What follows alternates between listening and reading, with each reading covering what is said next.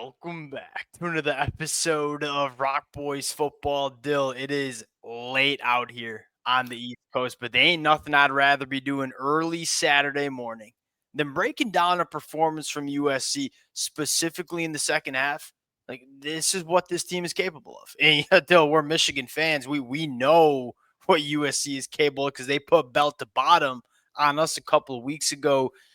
It's been fits and starts for USC with them playing their best football. I thought in the second half, you did that tonight. Hey, quick shout outs right off the top. Number one, Lincoln Riley was in his absolute bag on the offensive side of the football.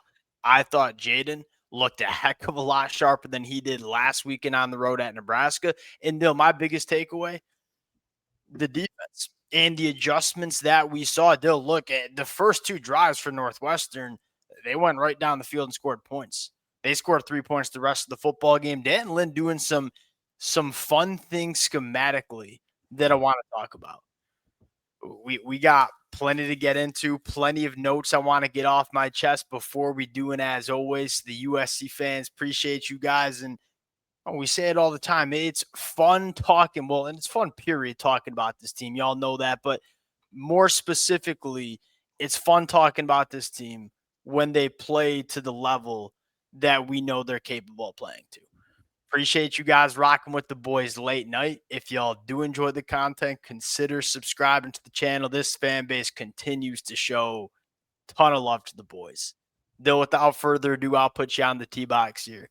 Let's start on the offensive side of the football here. Biggest takeaways from what you saw.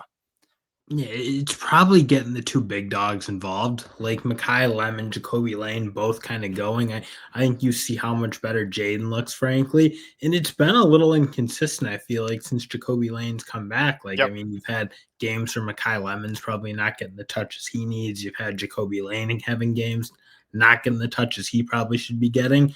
This is like the type of offense, I think, when it's really singing, those two are getting a lot of balls, making a lot of plays, and that's probably what it's got to look It is exactly how I would draw it up. I think Mekhi had 11 catches. I think Jacoby Lane had 7. A lot of them were in some opportunistic moments. That's probably how you look at the target share. So, yeah, that's how it should look every single game. And we were a little frustrated because the last couple of games, specifically Mekhi Lemon, I mean, he's the best football player on the field almost every time he's out there, Dill. And we knew damn well Northwestern didn't have cats that could deal with Mekhi Lemon. He said, hey, this is a game where we're probably trying to throw the football a little bit more, attack Northwestern in space. They absolutely did that. And Northwestern did not have answers for neither Mekhi Lemon or Jacoby Lane. And Dill, I was impressed with how USC ran the football too. Like, we knew going into this one, the game plan was probably to throw the football. Your favorite matchup here was our wide receivers against this Northwestern secondary. They certainly won, but still, Northwestern up front ain't no slouches. I thought USC, and that continues to be the thing that makes USC different from what they were last year. Not only the ability to run the football, because quite frankly, they had that ability last year, but Lincoln Riley's hesitancy to really lean into it, closing out games in the second half, pulling away, leaning on the run game. USC's been doing that.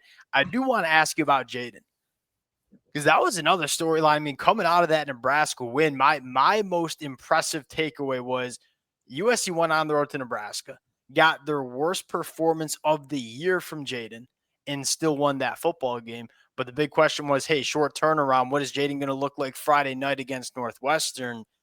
I thought, outside of the pick, which I'd have to watch that a few more times back. It looks like you were trying to work a tunnel screen. A defensive lineman dropped out.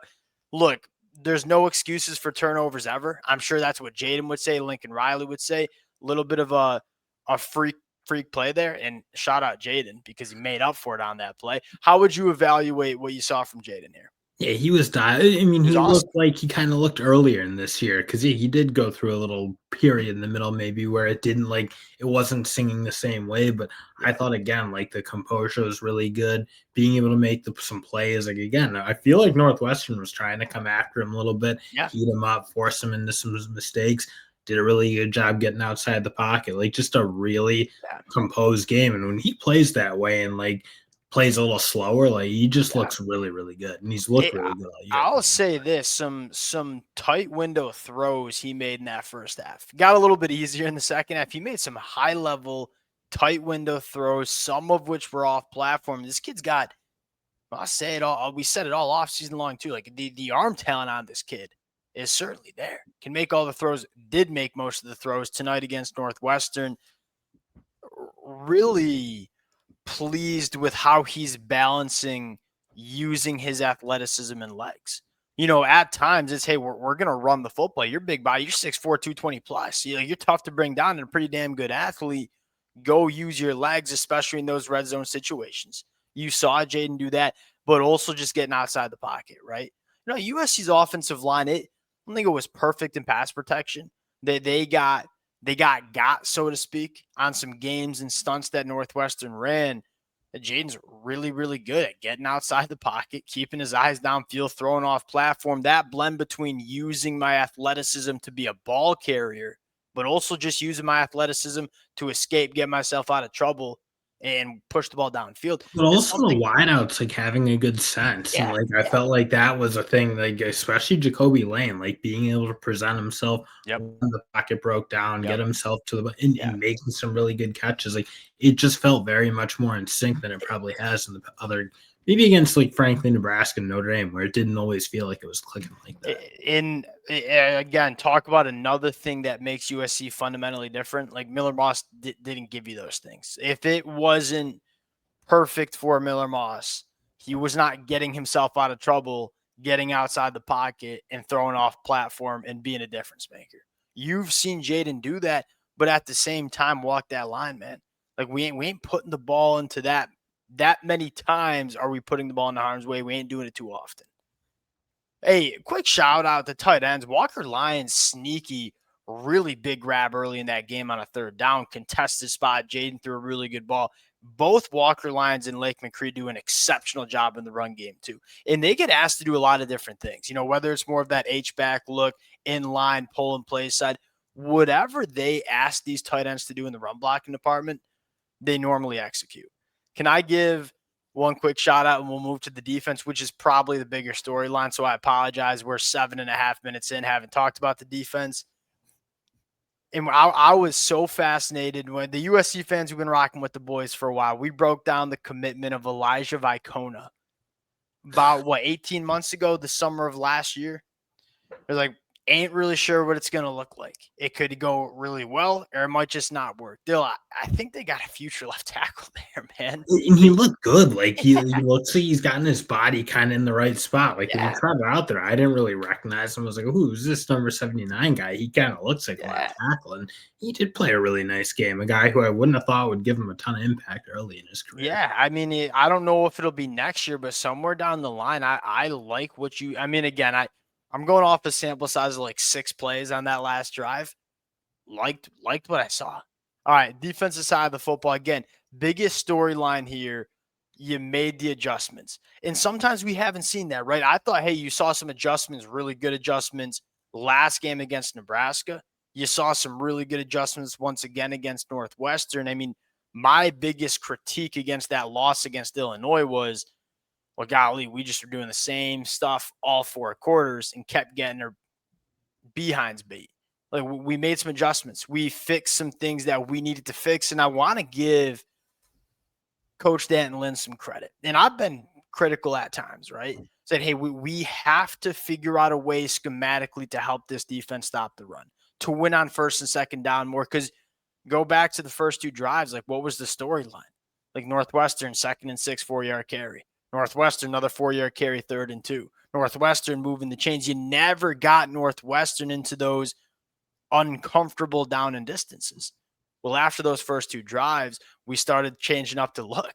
Right? Give some 5-man fronts, give some 3 linebacker sets. At one point in the second half, they had 2 linemen. I've never really seen this before. 2 linebackers, and then like 3 feet behind the 2 linebackers, they'd have a 3rd linebacker that's like a 3rd level guy. And Dan Lynn saying, hey, we want to change the picture for this offensive line in the run blocking department, try to get some guys free and making some plays. And the second half, they did that. They got Northwestern off schedule. And once Northwestern lost the ability to run the football, it was wraps. Biggest takeaways for you on the defensive side of the football? Yeah, it was essentially solving that because the games Yeah, that have gotten out of hand, they've never had the answer. Well, it's yeah, just it's teams a good have way been of saying able it. to line it up and run it pretty consistently. And you've said it, and I think we all know like there's probably some personnel issues in that Yeah, defensive tackle room agreed. that I don't really Yeah, trust them to just line up in a base scheme and just beat yeah. teams up, Hey, especially teams that can really run it. But you said it. I mean, they got their linebackers a little bit more involved, really forcing it. And honestly, a lot of it too is the boundary cornerbacks kind of standing up and being okay in those one-on-one situations enough times. Like I thought DeCarlos played really pretty well. Braylon Conley came in and played pretty well for the most part. I know he had some plays, but like again, it wasn't like pretty consistent. I hey, mean, they he were was putting you on islands, right? Like sorry to interrupt you, but that's what they were doing, right? You were playing man covers, not a lot of help, and you have to kind of hold your own, and you're gonna get got sometimes. DeCarlos Nicholson continues to play some really good football down the stretch, and you start taking a sneak peek to the back half of the schedule. Specifically that Oregon game, you're gonna need DeCarlos Nicholson to be a guy.